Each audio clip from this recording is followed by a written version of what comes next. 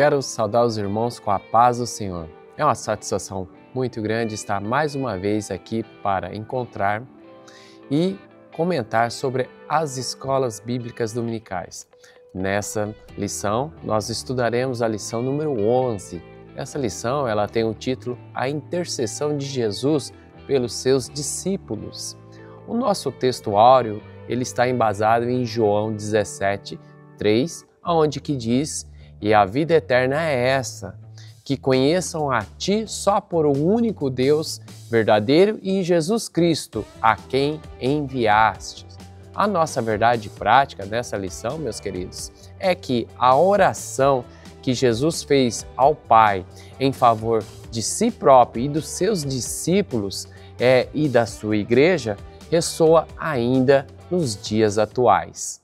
Olá, queridos, paz do Senhor Jesus, é um prazer estar de volta aqui no canal AD Prudente Oficial, a fim de compartilhar conteúdos da nossa EBD, da Escola Bíblica Dominical.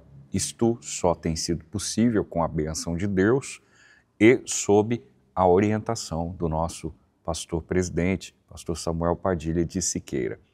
Em companhia do nosso irmão Fernando Rodrigues, nós contribuiremos com vocês com algumas exposições da lição de número 11. A propósito, o tópico inicial, dentro do arcabouço maior, que é falar sobre a intercessão de Jesus pelos discípulos, o tópico primeiro visa discorrer sobre a oração de Jesus e sua glorificação.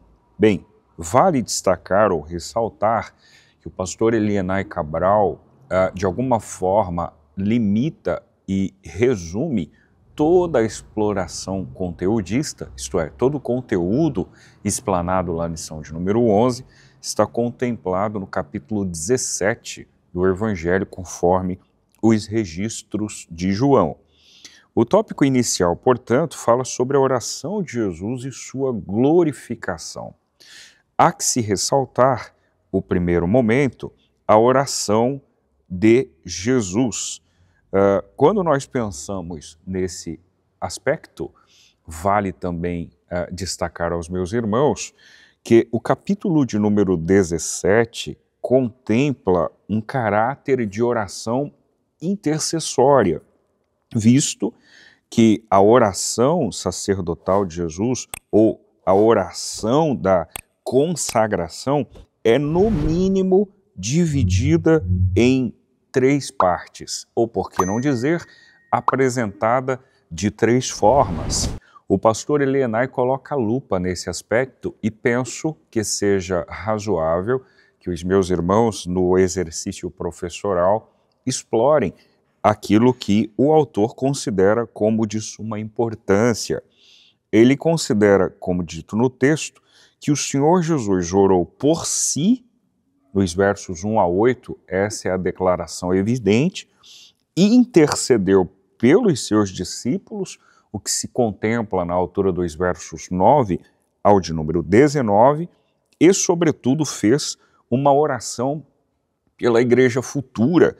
Então, de alguma forma, seja do sentido micro, isto é, no nascedouro da igreja, como visivelmente percebida nos registros históricos de Atos, até a atual conjuntura, o Senhor Jesus contemplou a igreja de maneira geral, e é claro que o espectro é de uma igreja universal que está para além das dimensões e tradições. Foram estas ou estes contemplados enquanto igreja, alcançados pela oração da consagração, ou, como queira, a oração sacerdotal de Jesus. O item de número 2, ainda dentro do primeiro assunto, fala sobre a oração de Jesus pela sua glorificação. Que tipo de glorificação seria essa? Eu penso que esta seja uma indagação pertinente, haja vista que os meus irmãos e irmãs que nos acompanham por meio dessa programação possam ter construídos consigo mesmo, seja dentro do senso comum, a partir de uma ideia subjetiva, do achismo, de suas próprias imaginações, ou dentro do seu próprio senso imaginário, conceber ideias sobre o que seria essa glorificação. Mas é claro que dentro de um conteúdo técnico, do ponto de vista teológico, nós temos aí como fundamentar o que seria ela. E o autor, pastor Elienay, faz isso com cautela. Mediante a sua morte, o mundo conheceria e a vida eterna seria oferecida a todos que o aceitassem como salvador de suas vidas. De maneira que, afirma o pastor Cabral, glorificar alguém significa torná-lo conhecido. Jesus seria reconhecido como Filho de Deus, o Salvador do mundo. Portanto, a ideia proposta no item 2, onde o Cristo ora pela sua glorificação, ela tem esse viés. Num primeiro momento, como dito, o mundo o conheceria e logo a vida eterna seria oferecido a quem o aceitasse como Salvador, e a ideia central ou fulcral é que o glorificar significa tornar-se conhecido, de maneira que esse seria o expediente de Cristo Jesus. Visto que, muito embora não viesse com essa intencionalidade, isso é um resultado indiscutível. A figura divisor de águas do nosso calendário é a pessoa bendita de Cristo Jesus, não é? E por fim, o item 3 que fala da mesma glória com o Pai, algo que se relata no versículo de número 5, conforme está escrito: e agora glorifica-me tu, ó Pai, junto de ti mesmo, com aquela glória que tinha contigo antes que o mundo existisse, não é? Essa declaração, assim como outras percebidas dentro do capítulo de número 17, evidencia a divindade de Jesus ao revelá-lo como um com o Pai. Cristo é um com o Pai. Quando alguém entre os discípulos indaga: mostra-nos o Pai, isto nos basta, quem vê a mim vê o Pai, é a resposta de Jesus. Por vezes, dentro da identidade cristã, existe a possibilidade de ficarmos confusos se adoramos o Pai, se adoramos o Filho ou o Espírito Santo. Dá a impressão de que haveria uma espécie de ciúmes dentro da Trindade se a adoração não for dirigida a essa figura central. É fato sabido pelos meus irmãos que nós estamos diante de pessoas diferentes, mas unidas na Trindade. O Espírito tem um campo de atuação, como o Filho também o tem, assim como o Pai. São expedientes claros, evidentes na Bíblia Sagrada. Mas ainda assim, queridos, uma vez que eu me dirijo ao Filho, hipoteticamente, eu também contemplo o Pai, visto que o Pai, o Filho e o Pai são um. Não tem como fazer essa distinção dentro da Trindade. É claro que as recomendações bíblicas é que peçamos ao Pai em nome do Filho, e eu não estou aqui infringindo regra, eu não estou dizendo que isso é desnecessário, que isso é apenas uma formalidade. Não é isso. É importante que sigamos o critério, mas é importante também, e acima de tudo, que saibamos que o Pai, o Filho e o Espírito Santo é um só, agindo, claro, com 3 aspectos distintos, por assim dizer. Agora vamos ao nosso tópico 2, esse lembrando ao objetivo que está proposto, que é examinar a oração pelos discípulos para que sejam protegidos e santificados. Esse tópico 2, ele tem o item introdutório, a oração de Jesus pelos seus discípulos, e o seu subtópico, primeiro começa a intercessão de proteção dos discípulos. como somos carentes de proteção. Sendo efêmeros, pequenos, necessitamos aí sempre da proteção do nosso Senhor e Salvador Jesus Cristo. Nessa leitura que nós temos lá na lição, nós temos o versículo 4 a 8, que Jesus nos leva como que estivesse apresentando os seus discípulos diretamente ao Pai e falando de toda aquela obra que ele tinha realizado e agradecendo o Pai por ter dado os discípulos a ele. Então, ele refere-se ali no capítulo 17, no versículo 6, que para o Pai, estes homens que o mundo me deste, era um grupo reservado, um grupo que Jesus andava com ele, foi escolhido por ele depois de oração, e ele coloca como um grupo especial que foi dado pelo Pai e que o mundo, né, também o partiu, né, o que deixou a ele esse grupo que ele usou como os seus precursores da palavra após a sua ascensão ao céu. É muito importante ressaltar aqui uma reflexão que Jesus sempre teve aquele grupo que é os seus escolhidos, aquele grupo que se importa com a sua palavra, aquele grupo que o Senhor chama. Qual é o seu chamado?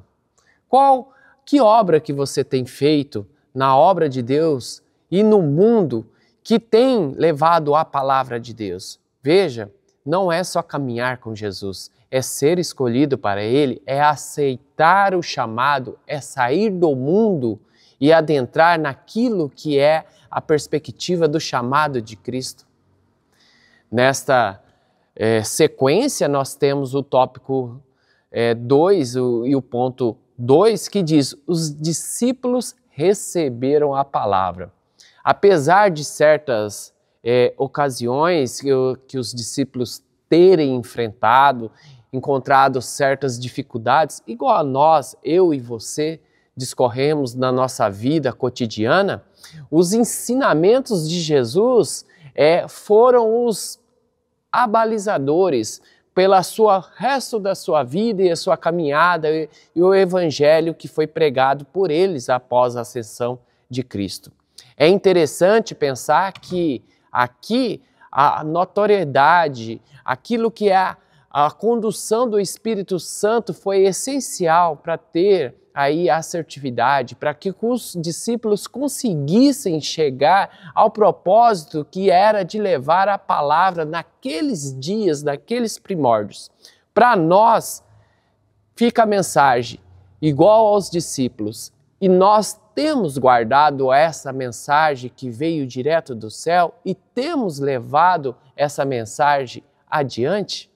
É interessante que nessa leitura de João 17, no versículo 14, diz que dê-lhes a tua palavra e o mundo os odiou, porque não são do mundo, assim como eu não sou do mundo.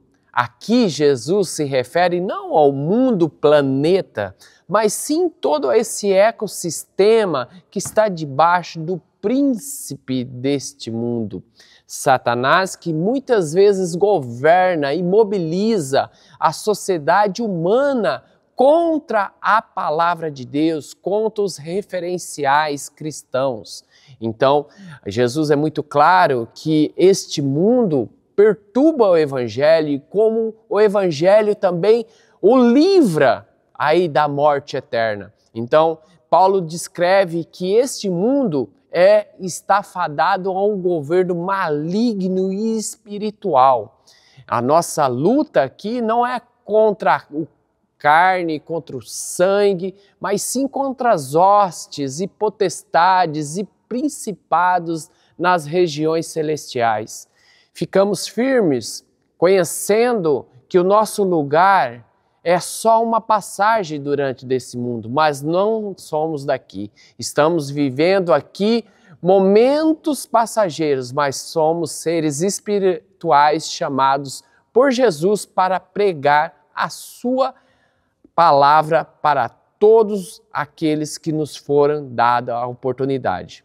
Meus queridos, vejam que Jesus pediu a proteção para os seus discípulos que acolheram a palavra e necessitavam ser guardados do mal, do sistema mundano, dos principados, das hordas, potestades que estão aí contra o Evangelho. E essa proteção é nos dada até hoje. Ficamos firmes nos pés do Senhor e com certeza teremos vitória. Pois bem, queridos, eu estou de volta para tecer considerações do tópico 3, no qual Jesus fala, ou o pastor Elienay fala a respeito da oração de Jesus pelos que viriam a crer. O primeiro assunto dentro desse novo arcabouço é a oração pela unidade da igreja, também contemplado no capítulo de número 17, o pastor Elienay faz uma observação importante. Mais do que uma unidade de natureza eclesiástica, orgânica, Jesus intercedeu pela harmonia espiritual do seu povo. O que ele ansiava era uma união genuína, assim como existe entre ele e o Pai. Essa foi a súplica registrada no verso 21. Para que todos sejam um, assim como tu, ó Pai, estás em mim e eu em ti. Portanto, a concepção de Jesus, o desejo do Cristo para a ideologia que estava sendo implementada, era que a igreja fosse unida, né? Quando nós olhamos para os registros de Atos dos Apóstolos, na altura do verso 42 do capítulo 2 especificamente, nós percebemos ali alguns pilares que eram percebidos na igreja de então. A Bíblia assegura que aquela igreja perseverava na doutrina dos apóstolos, no partir do pão, na comunhão e nas orações. Então, quando o texto faz uso da linguagem verbal perseverar, significa que era uma conduta recorrente, que era uma postura reincidente. Isto é, aquela igreja estava habituada, estava acostumada a reproduzir aqueles gestos. Quais? Acompanhar a doutrina, acompanhar a generosidade, isto é, tem que partilhar, então todos partilharemos. Seja de nível baixo, médio ou classe alta, nós vamos dividir o pão que temos e daremos para os que não têm. Essa era a mentalidade instalada na igreja primitiva. Havia a ideia da koinonia, da comunhão, do entrelaçamento, do relacionamento. E é claro que esse relacionamento envolvia limites, não é? Mas ainda assim, esses relacionamentos eram saudáveis, eram amistosos, eram recíprocos, eram relacionamentos amáveis, de compreensão. Não dá para dizer que não havia incompreensões naquela igreja, visto que dois grandes expoentes dela, Pedro e Paulo, em algum momento traçam ranhuras teológicas, o que é muito natural, visto que um pensa de uma forma, o que hoje poderia ser elucidado nas tradições. Quantas tradições nós temos hoje do ponto de vista protestante, não é? E ainda assim, o fato dessa e aquela tradição serem avessos em determinados pontos, não necessariamente os pontos absolutos, mas alguns pontos que não deixam de ser nevrálgicos, ainda assim é importante que exista, no mínimo, uma concepção unânime de que Cristo salva, de que Cristo cura, de que Cristo é o único capaz de levar ou de promover o sujeito a uma vida eterna.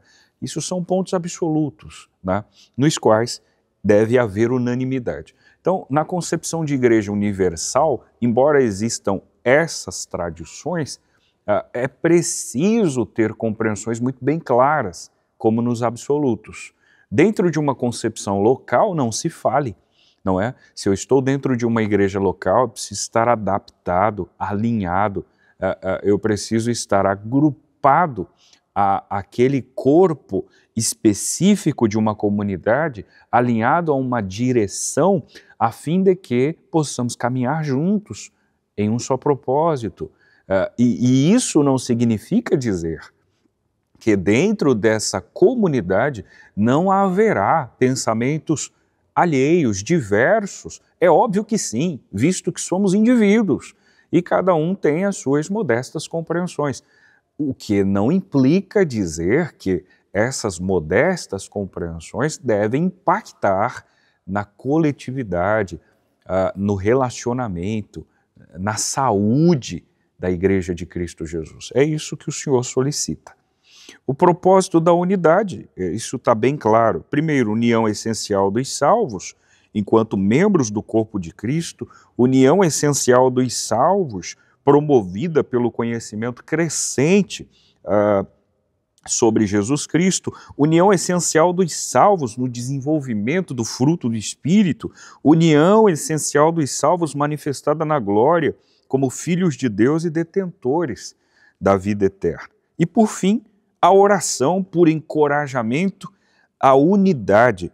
A crença em Cristo, isso revelado nos versos 21 e 22, é claro que é uma paráfrase, como único e suficiente Salvador, é a principal razão da unidade cristã, de modo que os discípulos sejam encorajados a promover esse testemunho no mundo. Sem unidade, o testemunho perde completamente a sua credibilidade. Portanto, devemos, no mínimo, sermos unidos na metodologia, pregar o Cristo que salva, que transforma, que liberta e que promete uma vida eterna com Ele para sempre. Bom, chegamos ao final da nossa lição.